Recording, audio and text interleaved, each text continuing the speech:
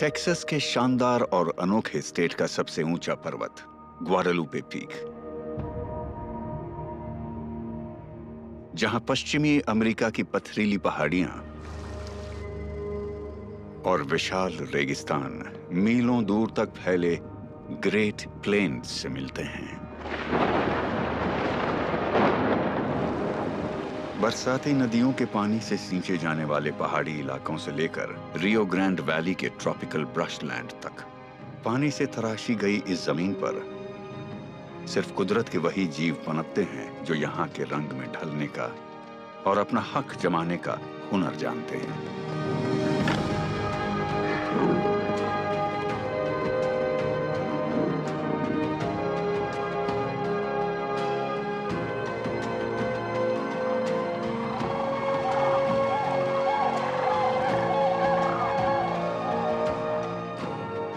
ये film Texas की खूबसूरती से रूबरू होने का एक जरिया है। ये कहानी है हमारे अतीत में हुई गलतियों की, संरक्षण से जुड़े संघर्ष की। ये पुकार है हमारे आसपास के वन्य जीवों और वन्य इलाकों के संरक्षण की।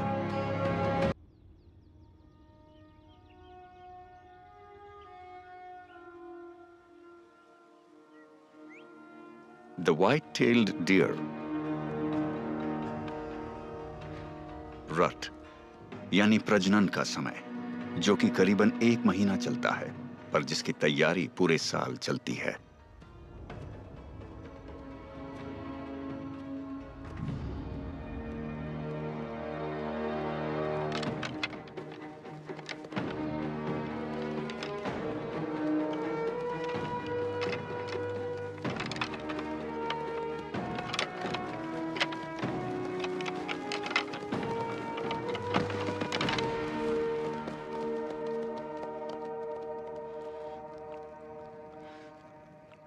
ज्यादातर लड़ाइयां पलक झपकते ही खत्म हो जाती है, क्योंकि चोट लगने का डर ज्यादा होता है और ताकतवर नर कुछ ही पलों में अपनी ताकत का नमूना पेश कर देते हैं।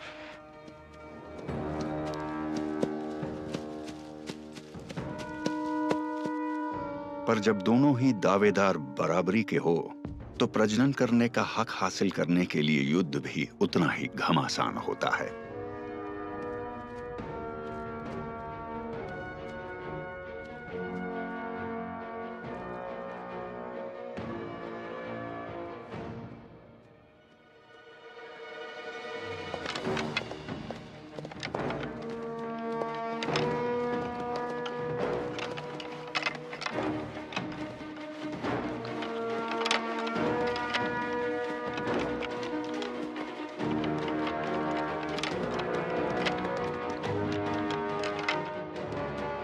मादाएं तकरीबन 24 घंटे तक ही हीट में रहती हैं। इसलिए हर नर को अपना इलाका बचाने और अपने वंश को आगे बढ़ाने के लिए इस जंग को जल्द से जल्द जीतना होता है।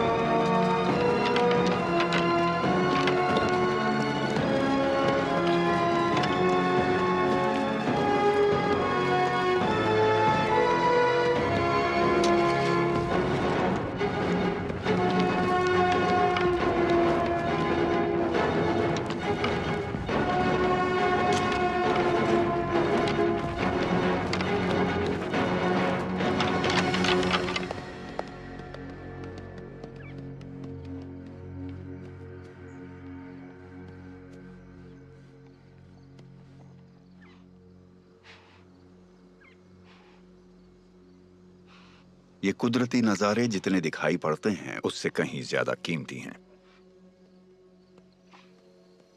करीब 100 साल पहले व्हाइट-टेल्ड डियर के भारी मात्रा में किए जाने वाले शिकार की वजह से ये राज्य से लगभग खत्म हो गए थे और बस कुछ दूर दराज के इलाकों में ही बचे थे।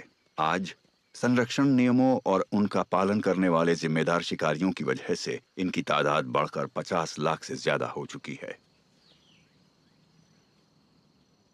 पर हर प्रजाति की किस्मत इतनी अच्छी नहीं रही।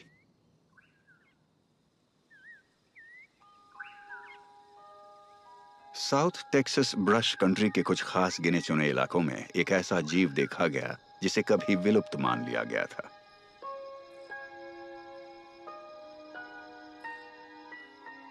एक जीव जो इतना दुर्लभ है कि लगता है कि किसी दंत कथा का कोई काल्पनिक जीव हो।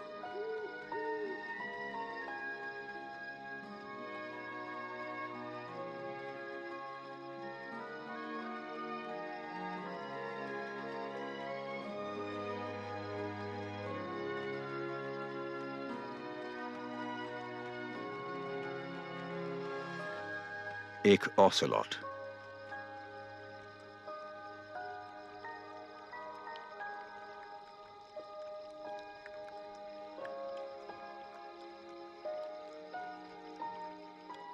ये गिनती में 80 से भी कम बचे हैं।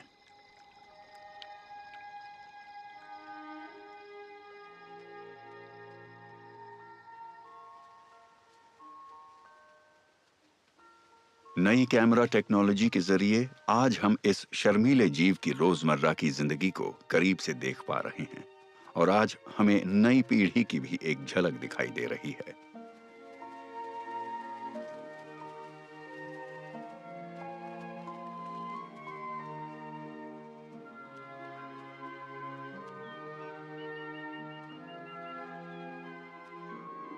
इन नन्ही बिल्लियों को कोई अंदाजा नहीं है कि इनकी प्रजाति के लिए ये कितनी कीमती हैं।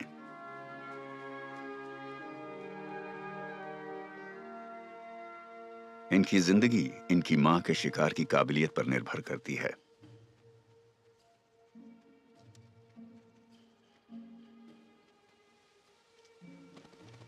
ये अपने बच्चों को छुपा कर शिकार पर निकली है।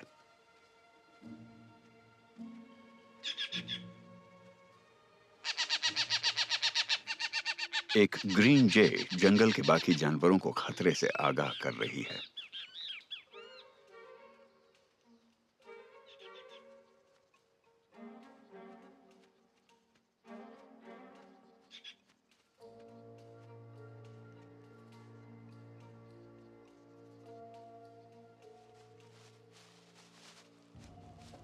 एक आर्madillo।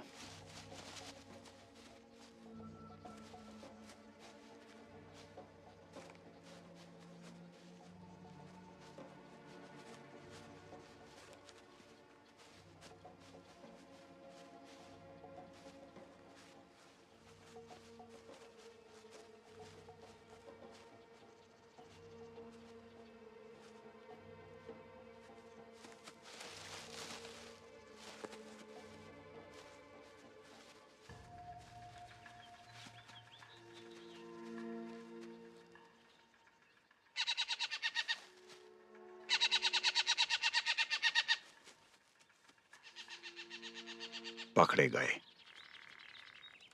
शिकार अभी लंबा चलेगा, पर यहां ये एक लौती शिकारी नहीं है।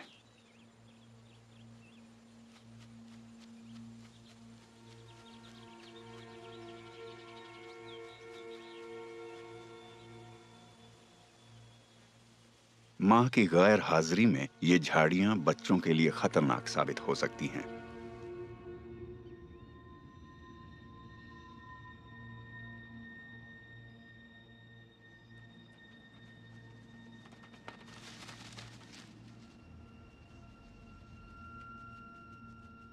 आखिरकार कामयाबी हाथ लग गई। चलो बच्चों के पास वापस चलें।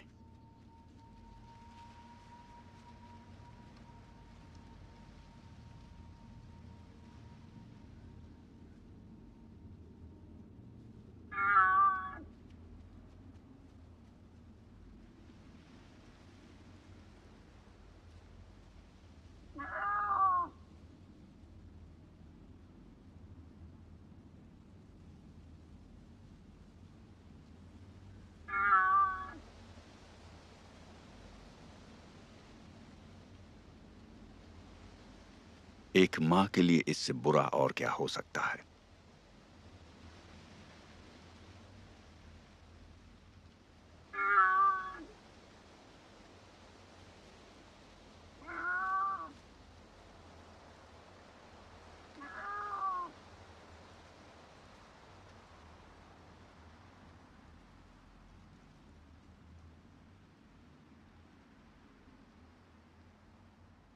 सन्नाटा।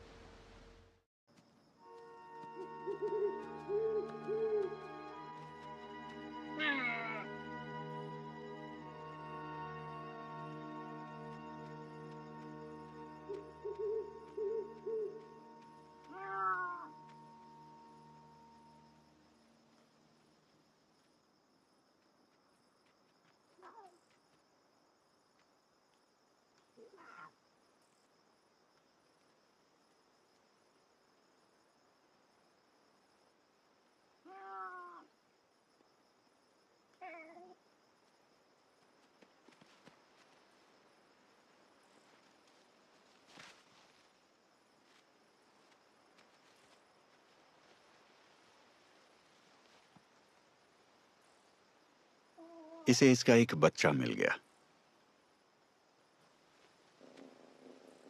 पर बाकी फिर कभी दिखाई नहीं दिए।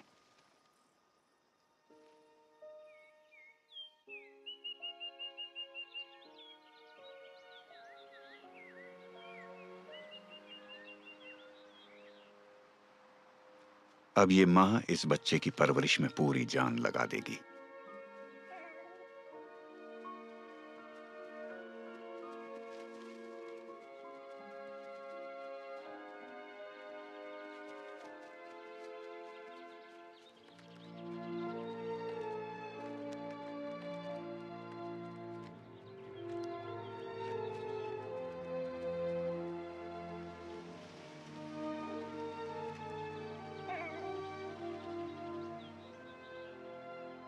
एक दिन इस नन्ही बिल्ली को अपने दम पर शिकार करना सीखना होगा, जिसके लिए इसे खूब अभ्यास करना पड़ेगा और लुका छुपी का खेल भी सीखना पड़ेगा।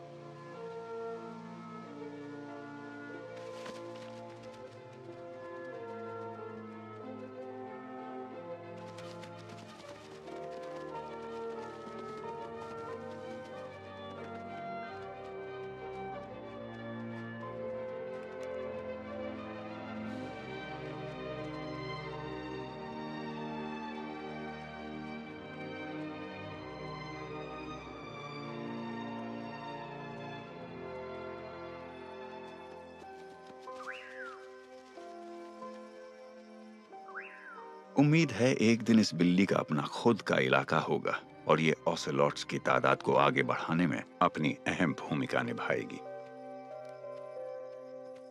और कई जंगली प्रजातियों की तरह इनका भविष्य भी काफी बेहतर हो सकता है, पर उसके लिए इन्हें हमारी मदद की जरूरत पड़ेगी।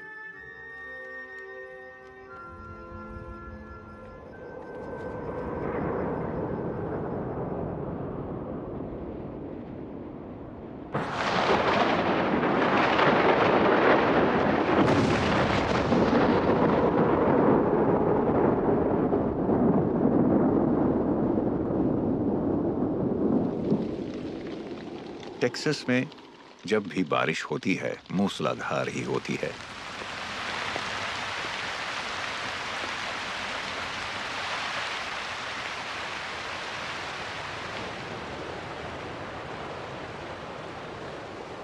देश की करीबन सभी नदियां टेक्सास से शुरू होती हैं और गल्फ ऑफ मैक्सिको में जाकर मिल जाती हैं। पर बारिश का ज्यादातर पानी जमीन में फैले एक्विफर्स में जमा हो जाता है, जो कि स्टेट के 80% हिस्से में फैला हुआ है।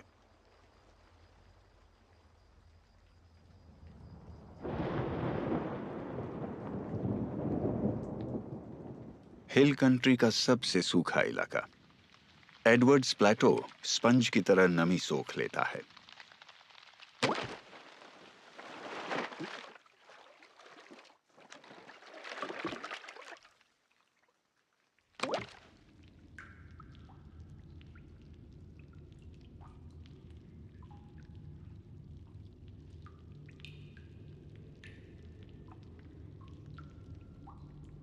जमीन की सतह के नीचे पानी ने वक्त के साथ मिलकर एक वैसा ही शानदार नजारा तैयार किया है जैसा कि सतह के ऊपर है।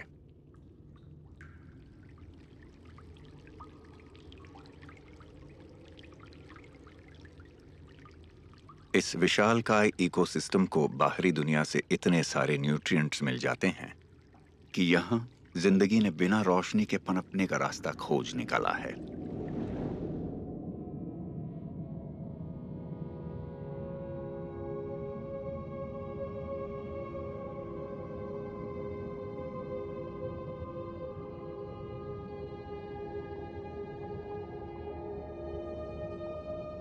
इस स्थिर तापमान वाले क्लाइमेट के आधार पर कुदरत ने उन जीवों को यहाँ रहने की इजाजत दी है जो अपनी एनर्जी को बचाना और जीवित रहने के लिए अपने अंगों का बलिदान भी देना जानते हैं।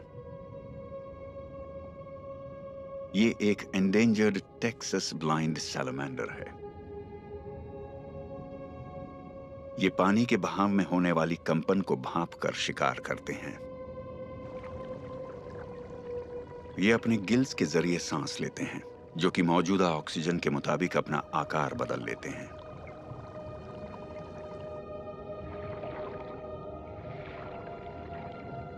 जमीन के नीचे की इस दुनिया में कुछ जाने पहचाने जीव दूसरी दुनिया के जीवों की तरह दिखने लगे हैं।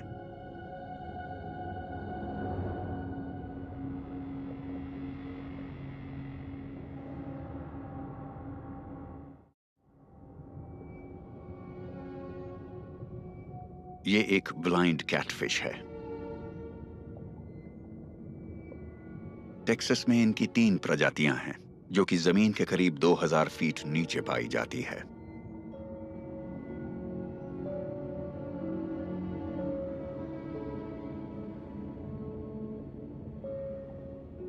ये आपकी हथेली जितनी बड़ी होती हैं और इनका मेटाबॉलिज्म इतना स्लो होता है कि ये बिना खाने के 4 साल तक जिंदा रह सकती हैं।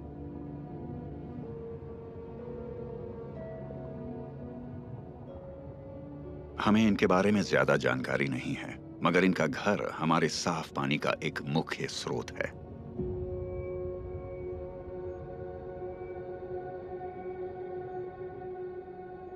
जब एक्वाफर्स भर जाते हैं तो पानी बुलबुलों में तब्दील होकर झरनों से बाहर फूटने लगता है।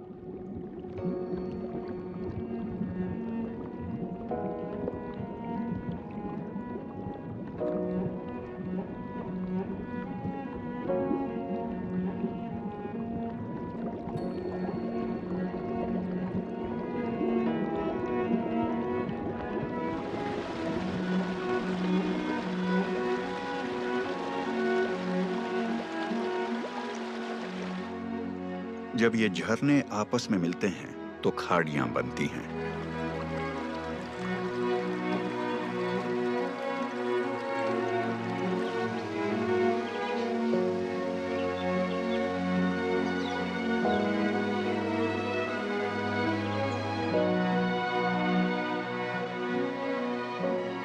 और ये खाड़ियां यही हमारी हिल कंट्री की नदियों को जन्म देती हैं।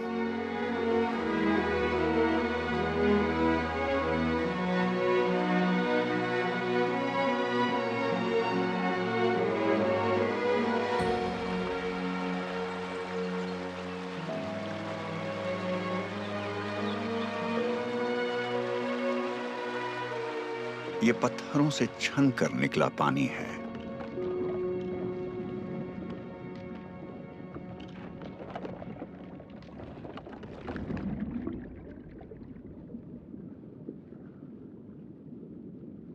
और इनमें से कुछ खास नदियों और खाड़ियों में टेक्सास की स्टेट फिश शिकार पर निकली हैं।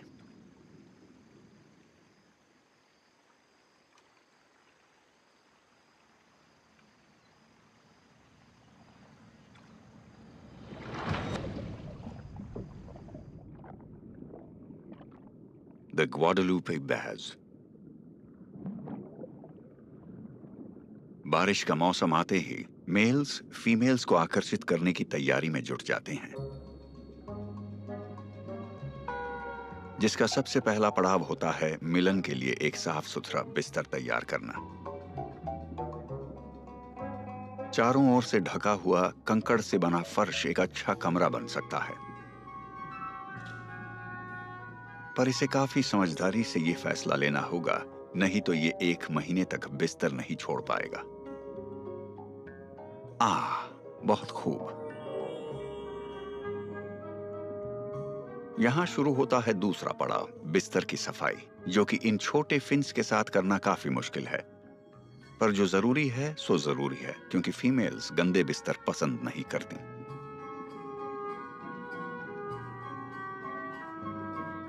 साफ तो है, पर क्या फीमेल को आकर्षित करने जितना साफ है? फीमेल्स ऐसे मेल्स को तलाशती हैं जो उनके अंडों को सुरक्षित रख सकें और उनकी देखभाल कर सकें। इसलिए वो उनके बिस्तर से अंदाजा लगाएंगी कि वो कितने काबिल हैं। जब एक साथ करीबन 10,000 अंडे देने हैं, तो सही जोड़ीदार के चुनाव में इतना सोच विचार करना तो बनता है। और लगता है इस फीमेल को जैसा बिस्तर चाहिए था वैसा बिस्तर मिल गया है।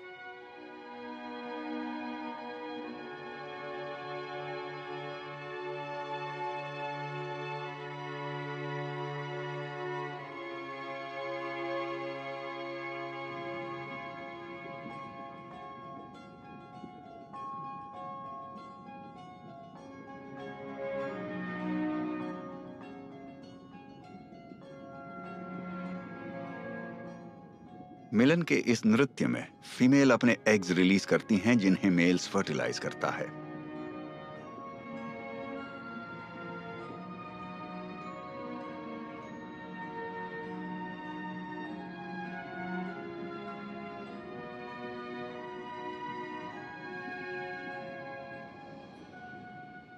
मम्मी ने अपनी सारी ऊर्जा प्रजनन में खर्च कर दी है और अब ये आराम फरमाएगी।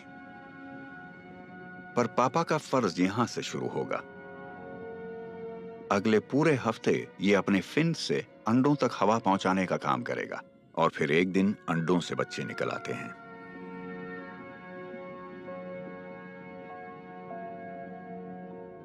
यहां ऐसे कई शिकारी हैं जिनसे इन बच्चों की जान को खतरा हो सकता है, इसलिए अगले कुछ हफ्तों तक इसे इनकी रखवाली की जिम्मेदारी उठानी होगी। और आगे चलकर यह जिम्मेदारी हमारे कंधों पर आ जाती है कि हमारी नदियां स्वस्थ रहें और झरने हमेशा बहते रहें। पानी जीवन के फलने फूलने में अहम भूमिका अदा करता है। ये नदियां टेक्सास की लाइफलाइन और इन खाड़ियों और नहरों की धड़कन है।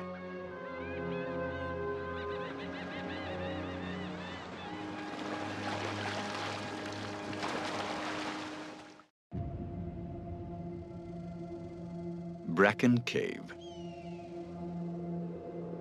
पृथ्वी के वन्य जीवन के सबसे हैरत अंगेज नजारों में से एक।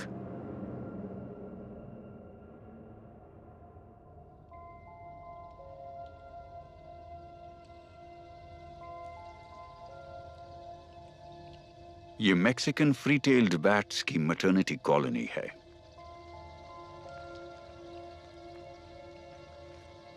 हर साल गर्मियों में कीड़े मकोड़ों का शिकार करने के लिए और बच्चे पैदा करने के लिए ये फीमेल्स मैक्सिको से टेक्सास माइग्रेट करती हैं।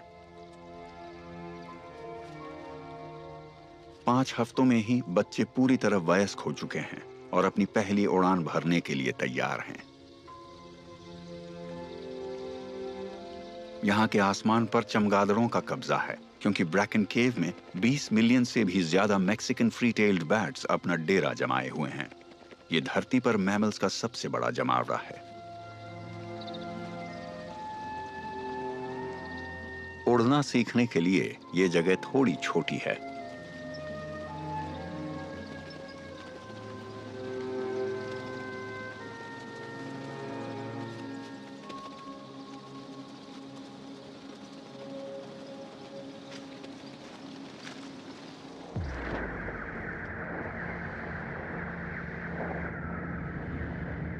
चमगादड़ दुनिया को इंसानों से काफी अलग तरह से अनुभव करते हैं। ये इतनी ऊंची आवाज निकालते हैं कि हमारे कान उन्हें सुन नहीं सकते। ये आवाजें ठोस चीजों से टकराकर एको बनकर वापस लौटती हैं, जिससे इनको इनके आसपास के इलाके का एक ऑडियो मैप मिल जाता है। पर इतने सारे चमगादड़ों के बीच एको के जरिए दूरी को मापना मुश्किल है, इसलिए इन्हें अपनी आंखों की मदद भी लेनी पड़ेगी। इन नए चमगादड़ों को झुंड में से होकर बाहर निकलना होगा और पेड़ों के ऊपर से होते हुए अपने शिकार के ठिकानों पर पहुंचना होगा।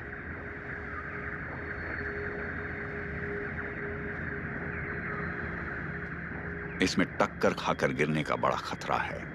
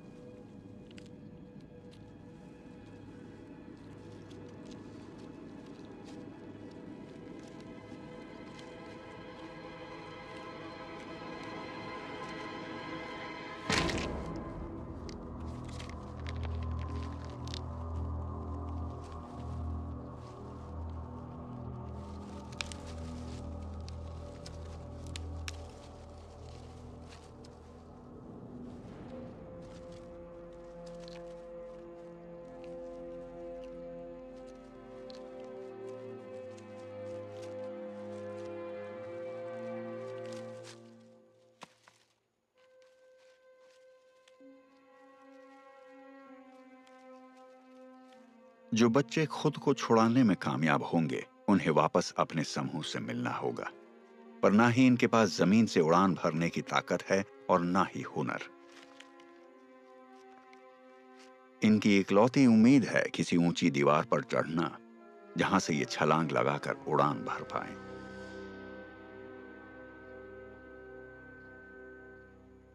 वो भी बिना किसी को नजर आए।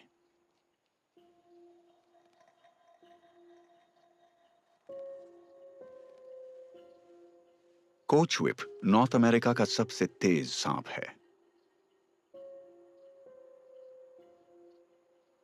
और ये सही मौके के इंतजार में है।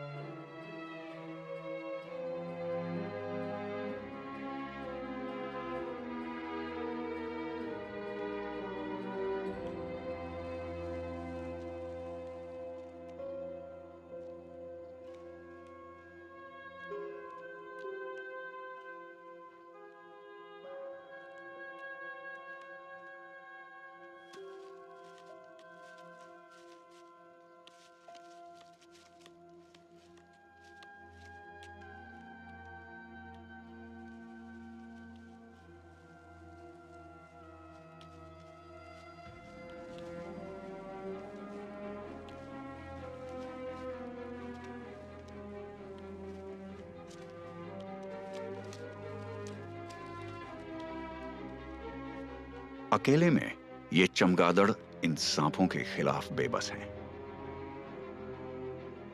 यहां कई और चमगादड़ें भी ऐसी ही बेबस हैं।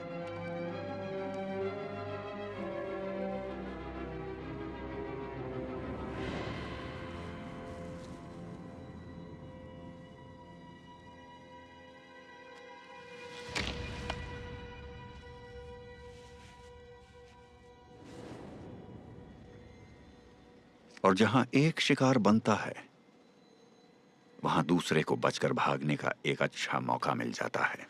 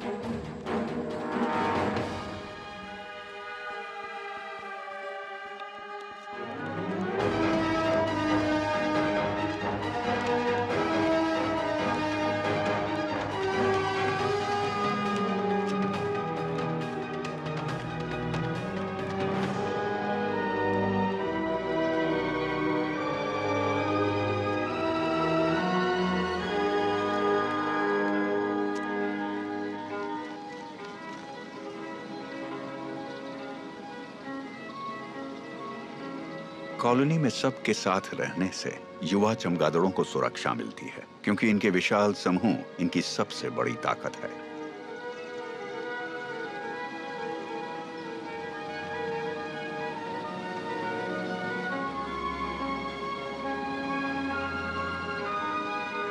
पेड़ों के ऊपर ये नदी की तरह एक बहाव में उड़ते हैं और आसमान में फैली एक चादर की तरह नजर आते हैं।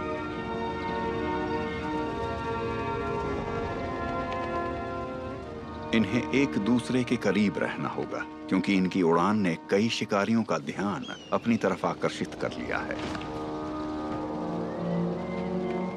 रेड टेल्ड हॉक्स, स्वेनसन्स हॉक्स और पेरेग्रिन फैल्कन्स शिकार पर निकले हैं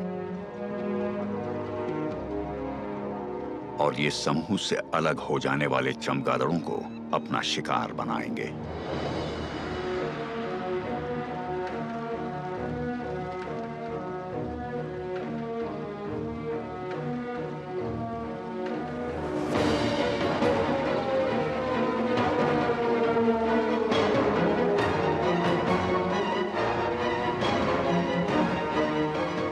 इनमें से कई पक्षियों को शिकार करने का 15 साल से भी ज्यादा का अनुभव है, पर ये युवा चमगादड़ नहीं जानते कि यहाँ अकेले उड़ना कितना घातक साबित हो सकता है।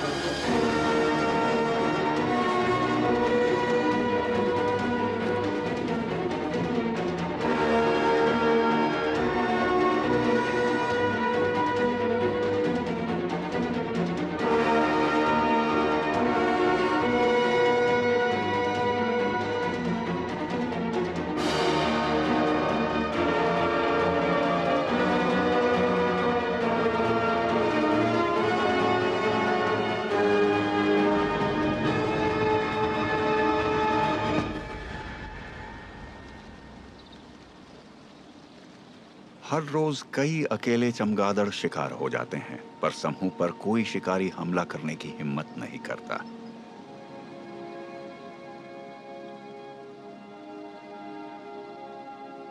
ब्रैकन केव्स के चमगादड़ों ने एक पूरे इकोसिस्टम को जन्म दिया है, पर इनका सबसे बड़ा प्रभाव यहां से 100 मील दूर आएगा, जब ये हर रात करीब 150 टन एग्रीकल्चरल पेस्ट्स खाएंगे। टेक्सास में इनकी 32 प्रजातियां हैं और कई करोड़ों चमगादड़।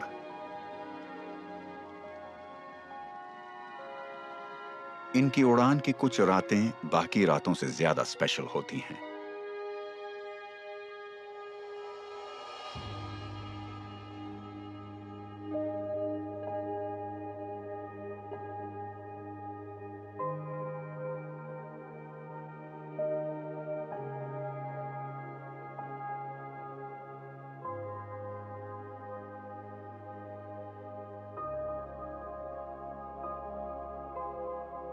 निचले 48 राज्य के सभी नेशनल पार्क्स की तुलना में बिग बेंड के आसमान में सबसे ज्यादा अंधेरा होता है।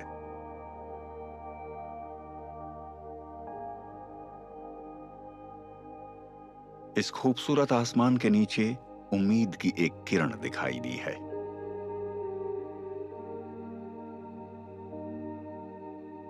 पेड़ पर ये निशान एक ब्लैक बेयर ने बनाए हैं।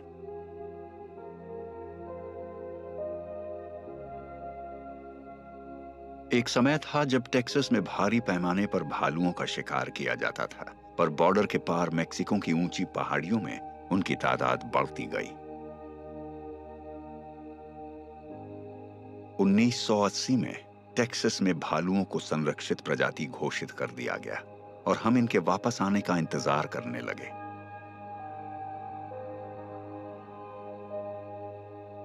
उन्नीस में मेक्सिको से रवाना हुई एक फीमेल रियो ग्रैंड को क्रॉस कर बिग बेंड नेशनल पार्क में आ बसी। आज यहां पर रहने वाले ज्यादातर भालू दरअसल उसी के वंशज हैं।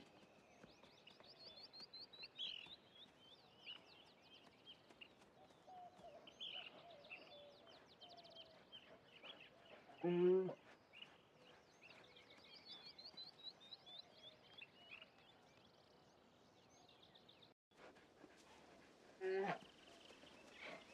मामा बेर ने 8 महीने के अपने बच्चों को हर बदलते मौसम में खाना ढूंढने का हुनर सिखाया है। सर्दियां हैं तो मतलब एकॉन्स का समय है। जमीन पर तो थोड़ा बहुत ही खाने को मिलता है, पर ऊपर जैसे खाने का भंडार लगा है।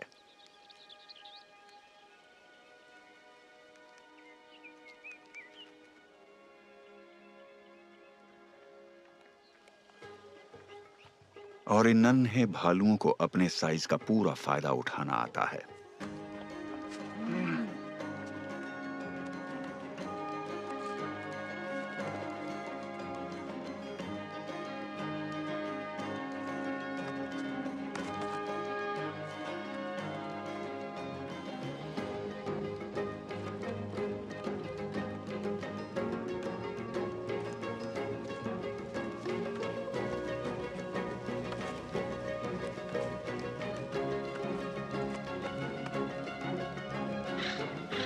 सबसे स्वादिष्ट एकॉन्स वहां होते हैं जहां बड़े भालू नहीं पहुंच पाते।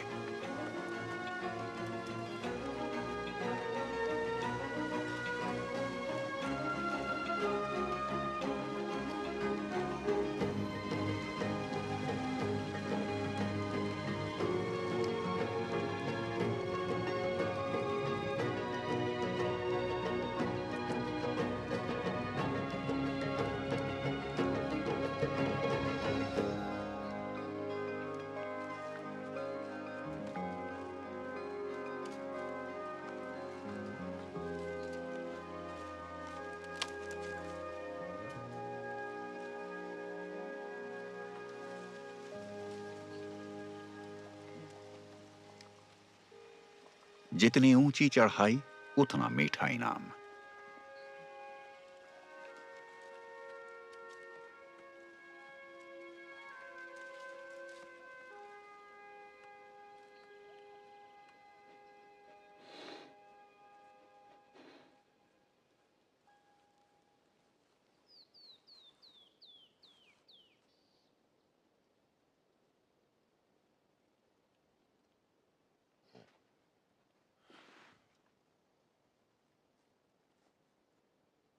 बिग बेंड नेशनल पार्क में जिंदगी काफी आरामदायक है।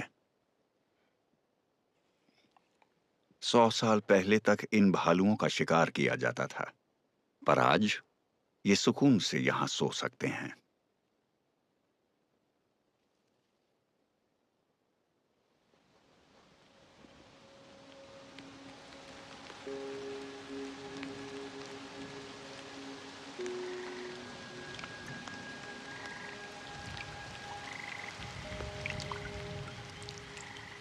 ईस्ट टेक्सास के ये जंगल इस बात का सबूत है कि इंसान अपने अतीत की गलतियों से सीखकर बदलाव लाने और कोएग्जिस्ट करने में सक्षम हैं।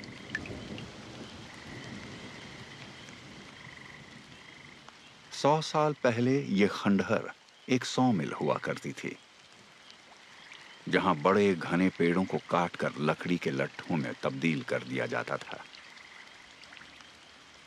यहां ऐसी सैकड़ों सॉमिल्स हुआ करती थी। 1900 के दशक की शुरुआत में ईस्ट टेक्सास के लगभग सभी जंगल काट दिए गए थे।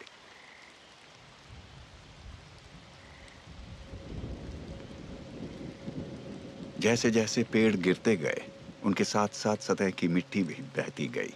फिर कुछ साहसी टेक्सन्स ने जंगल को बचाने का निश्चय किया।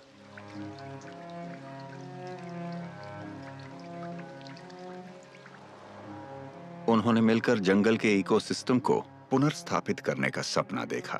पहले उनकी बातों को हंसी में उड़ाया गया, उनका अपमान किया गया, पर उनके डटे रहने के कारण आखिर में लोगों को उनकी बात समझ में आ गई।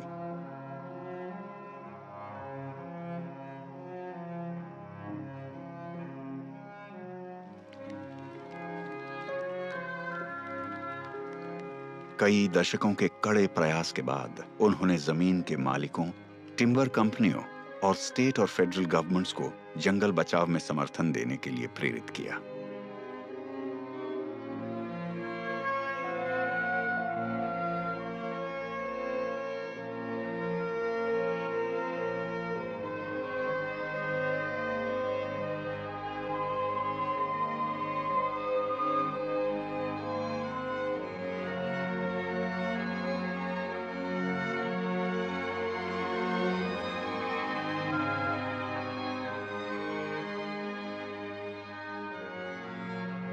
ये उनकी धरोहर है।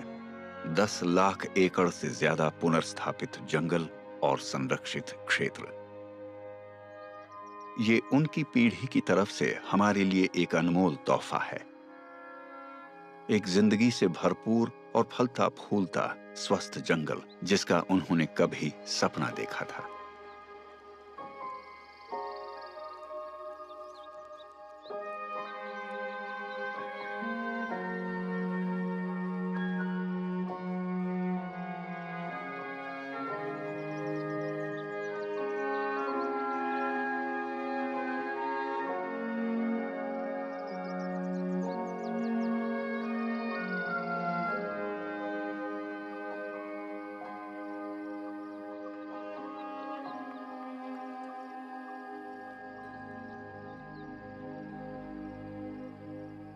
पाइनी वुड से लेकर ट्रेंट पेकस तक इस बात के गवाह हैं कि हम जंगल को बचाने की और जंगली जीवों के साथ को एग्जिस्ट करने की काबिलियत रखते हैं। हमारे वोट्स जंगल और जंगल संरक्षण की मुहिम में एक अहम भूमिका निभाते हैं। हमारे बैकयार्ड्स अद्भुत माइग्रेशंस के हैबिटेट बन सकते हैं और हमारे आसपास के इलाकों में विलुप्त होती प्रजातियां फिर से फल फूल सकती हैं। आज टेक्सास की हर एक नदी के हित में आवाज उठाने वाले एक्टिविस्ट्स हैं और हर पर्यावरण केंद्रित क्षेत्र में ऐसे लैंड ओनर्स और ऑर्गेनाइजेशंस हैं जो जंगल में सुधार लाने में लगातार अपना सहयोग दे रहे हैं। हजारों टेक्सन्स जंगल और जंगली जीवों के संरक्षण के लिए अपना वक्त, मेहनत और पैसा दे रहे हैं।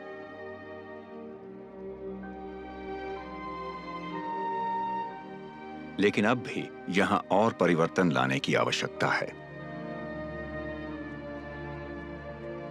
आज इस अनोखे इकोसिस्टम को बचाना हमारी जरूरत भी है और जिम्मेदारी भी। और टेक्सन्स ये साबित कर चुके हैं कि वो अपने घर के प्रति अपनी जिम्मेदारी निभाना बखूबी जानते हैं।